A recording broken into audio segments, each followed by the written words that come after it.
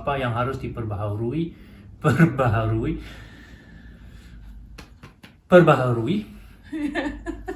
ya susah. Oke. Perbaharui ya.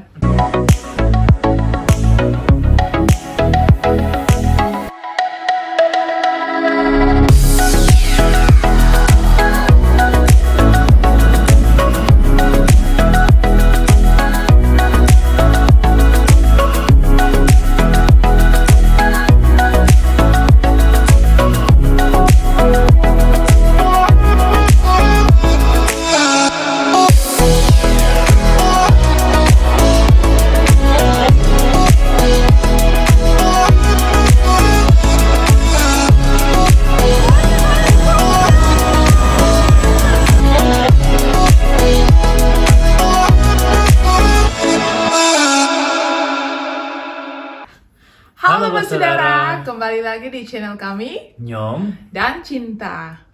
Nah, hari ini kami akan bikin part 2-nya rumah baru kami.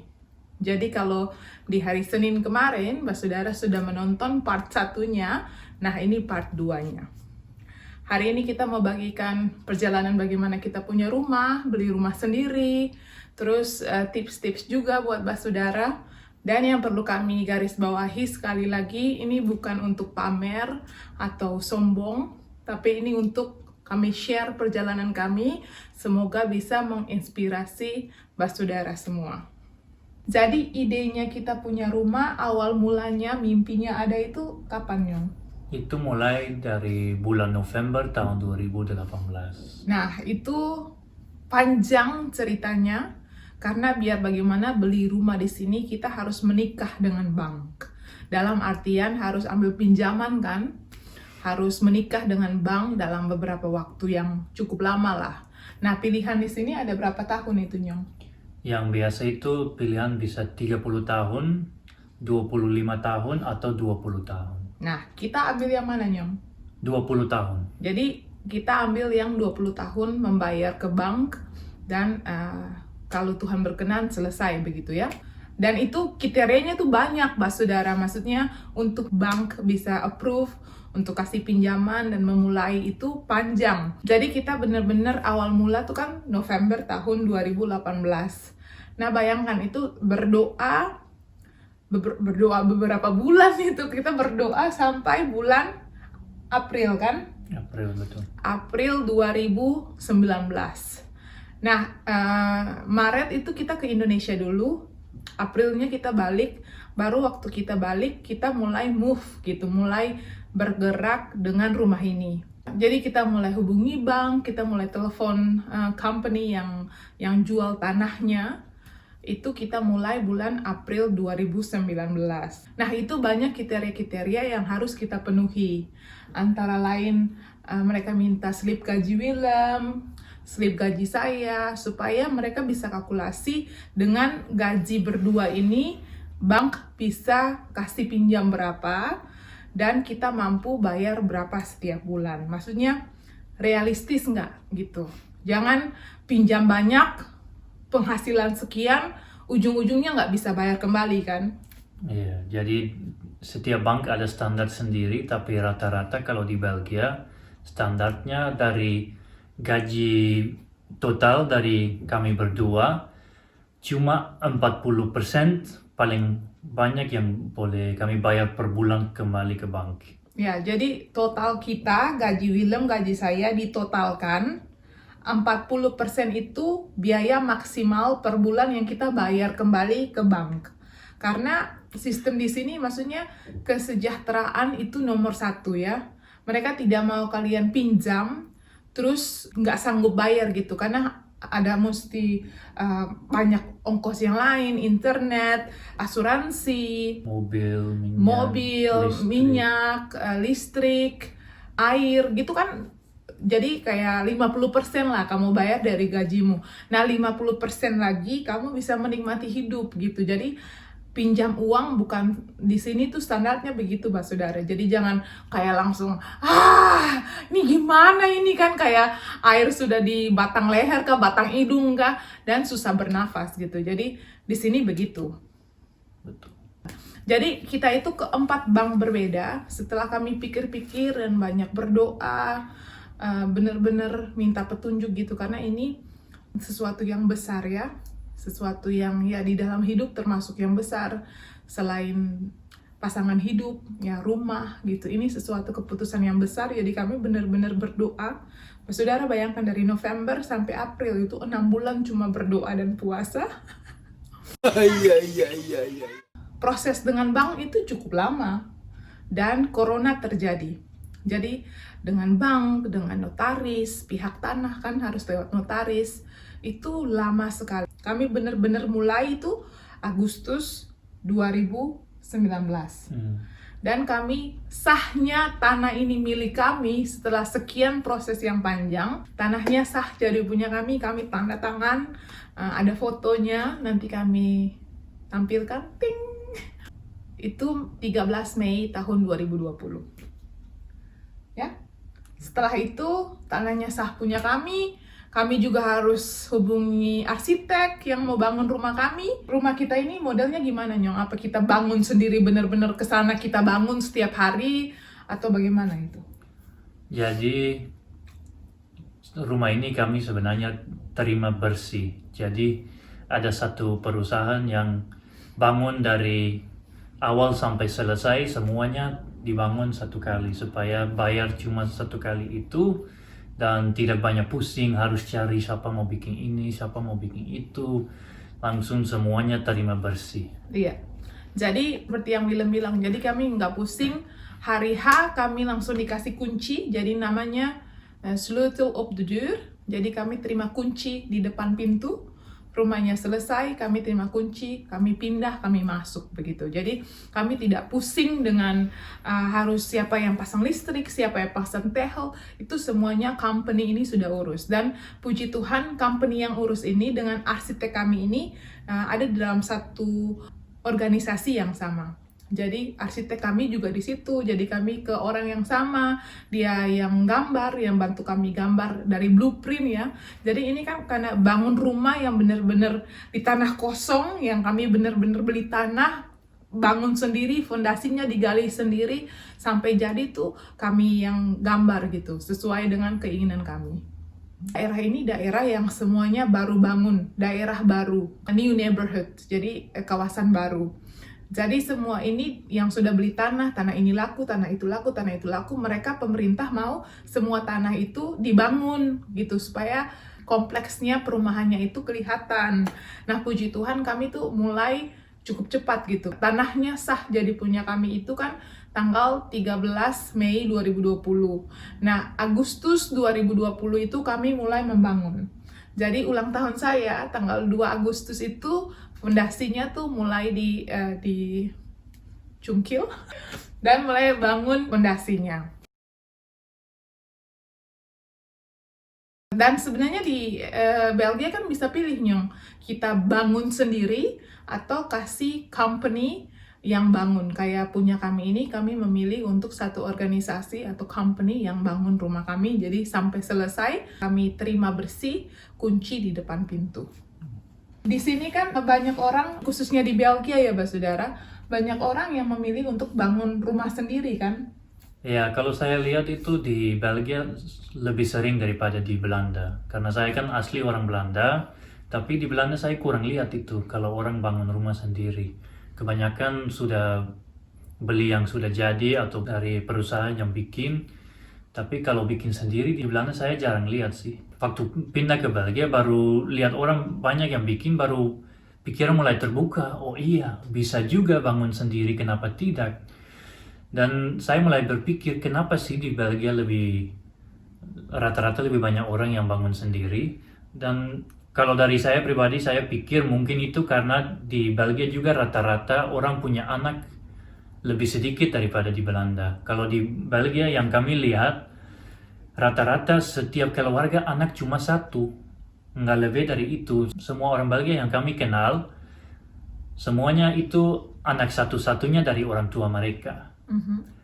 Nah, jadi kalau anak cuma satu, ya lebih gampang, lebih mudah untuk beli tanah untuk anak itu, terus tolong Bantu anak bangun, itu ya. bantu bangun rumah Iya, baru. Daripada kalau ada anak banyak-banyak terus mau beli tanah for siapa? Kas tinggal siapa? Yang kami lihat di sekitar kami ya, ini bukan berbicara tentang statistik atau data, tapi yang kami lihat kalau orang yang benar-benar bangun sendiri, semua mereka mau bikin sendiri karena murah. Yang pertama itu dalam long run-nya itu selesai dalam waktu yang sangat lama, ya. Yang kedua, ongkos yang tadinya mereka mau minimalisasikan itu jadi membengkak. Karena apa? Semua mereka mau bikin sendiri dan semua mereka mau bikin yang murah gitu. Ujung-ujungnya ada yang rusak atau mereka nggak bikin benar, harus dibongkar lagi, bikin lagi, dan itu memakan waktu banyak dan uang yang lebih banyak lagi. Jadi dengan pertimbangan banyak, kami juga kerjakan, kami sibuk gitu, gereja juga. Jadi kami memutuskan untuk membiarkan company ini yang membangun rumah kami. Jadi kami terima bersih. Dan puji Tuhan kita dapat rumah yang benar-benar satu, sendiri, berdiri gitu ya Nyong. Iya. Rumah-rumah di Eropa sini kan banyak yang berdempet-dempetan gitu. Jadi satu tembok ini dibagi antara rumah A dan rumah B gitu. Jadi sambung-sambung. Nah rumah kami itu ya sendiri. Sendiri, kintalnya cukup luas. Berapa ya ukurannya? 360 meter persegi. Itu luas tanah kami dan kami bangun 3 lantai. Kami tidak ambil semua luasannya, tidak semua bidangnya kami pakai, tapi kami sisakan cukup banyak untuk halaman belakang. Di Belgia pada umumnya karena itu bisa, dan setelah pertimbangan banyak mau beli rumah jadi atau bangun sendiri, kami lebih pilih yang bangun sendiri. Kenapa Nyong? Ya kalau saya lihat banyak teman-teman juga yang beli rumah lama sih, rumah yang mungkin sudah 50 tahun, 60 tahun. Lalu pas beli rasanya murah mungkin dibandingkan dengan bangun sendiri masih agak murah, tapi kebanyakan ada banyak hal yang harus perbaharui.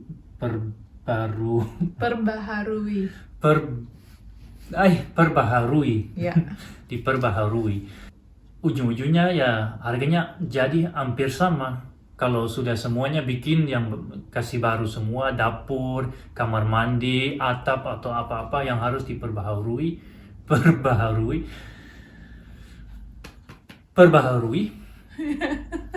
Ya susah. Oke. Perbaharui ya. Oke. Jadi kalau sudah atau bikin direnovasi juga kalau sudah bikin semua yang harus direnovasi, harganya jatuhnya sekitar sama. Ya. Tapi bedanya ya rumah dan- lama atau rumah baru. Ya. Dan Bedanya 60 tahun gitu, yang satu pica plastik, yang satu sudah lama, sudah pica busuk. plastik. Jadi itu alasan kami untuk memilih ayo bangun dari nol sendiri supaya kita yang gambar rumah ini, denahnya kita yang bikin. Mau kamar mandi di mana, mau kamar di mana, dapur berapa luas, ya kami yang pikirkan gitu. Jadi ya rumah ini stylenya style kami gitu, dan Ya, dan proses itu juga lumayan lama sih untuk gambar. mau gambar, mau pilih bagaimana, mulai ada garasi atau tidak di bawah. Pertama kami mulai masih ada garasi, ujung-ujungnya bilang hapus garasi, tambah kamar tidur di situ. Ya. Prosesnya lumayan lama dari muka sampai yang di video sebelumnya kalian sudah lihat kan, ada kamar tidur 5 yang paling besar. Yang paling besar itu dulu kan sebesar itu juga di gambar pertama. Jadi proses itu juga lumayan lama untuk ya kasih jelas mimpinya apa sih, maunya bagaimana. Ya benar. Dan ini sudah 60%, dan kami rasa ya sudah 60% juga persiapan kami, karena rumah ini akan banyak pilihan yang kami pilih setelah selesai betul.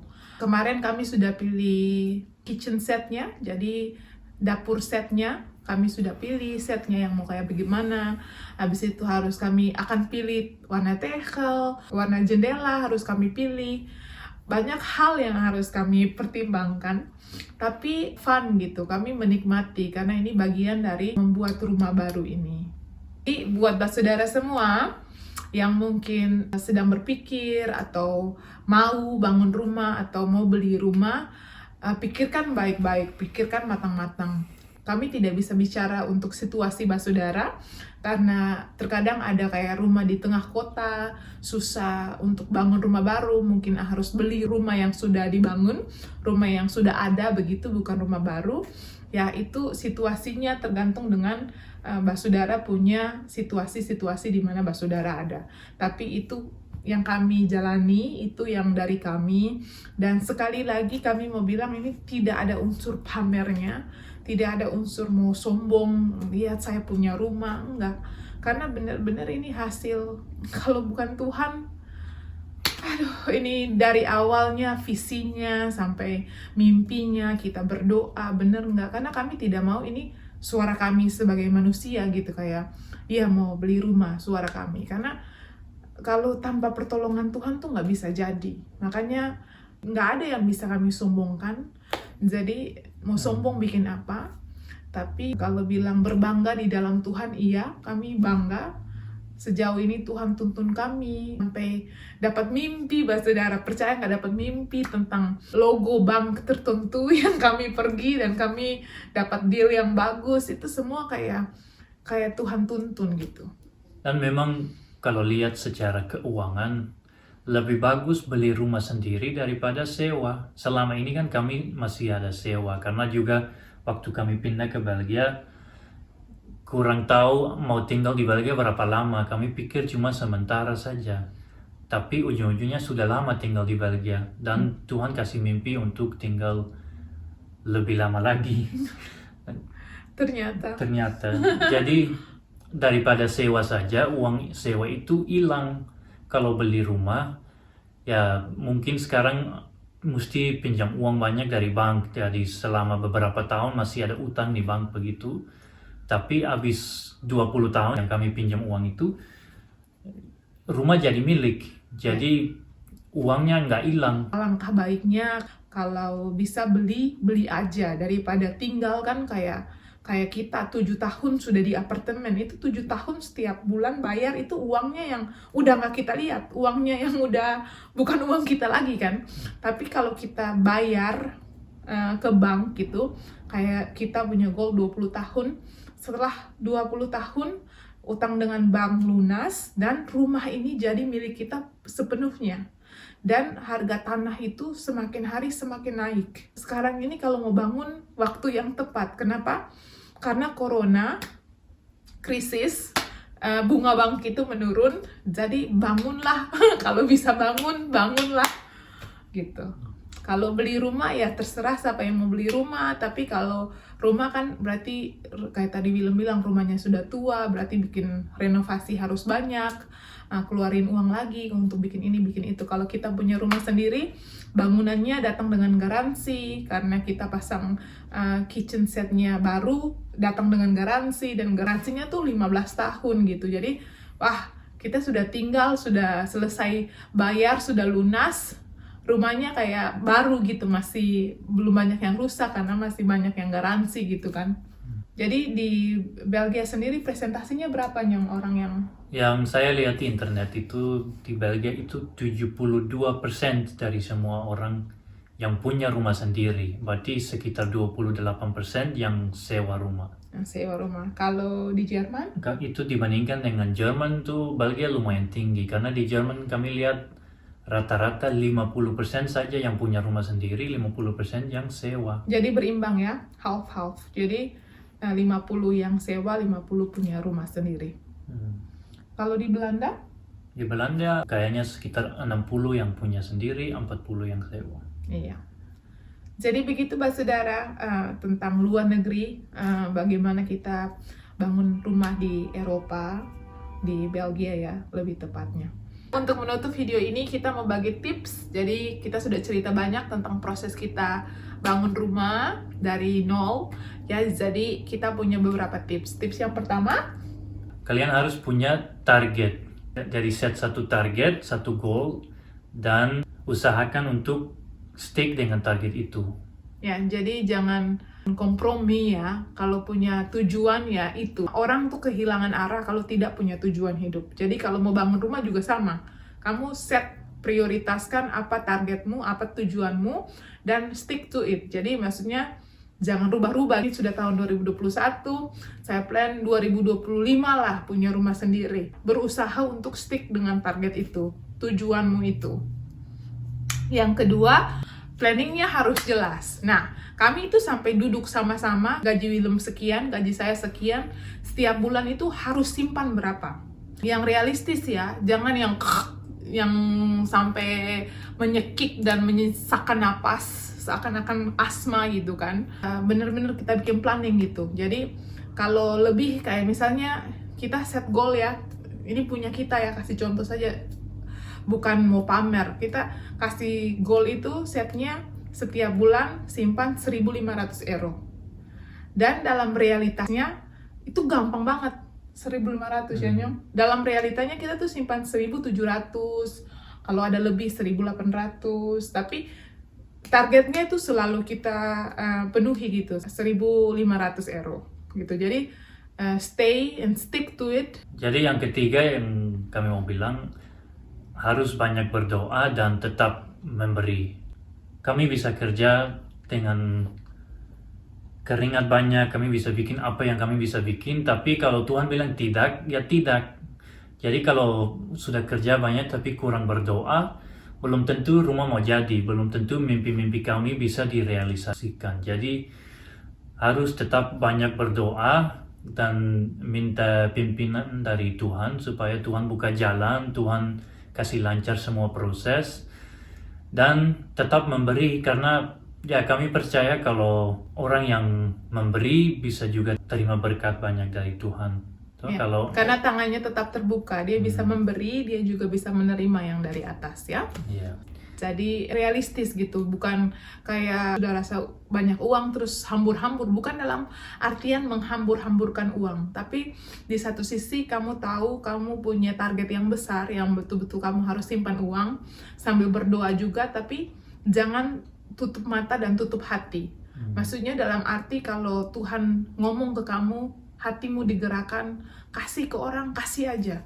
Kami nggak usah cerita banyak, Pak Saudara. Keluarga kami di sekitar kami tahu bagaimana hidup kami.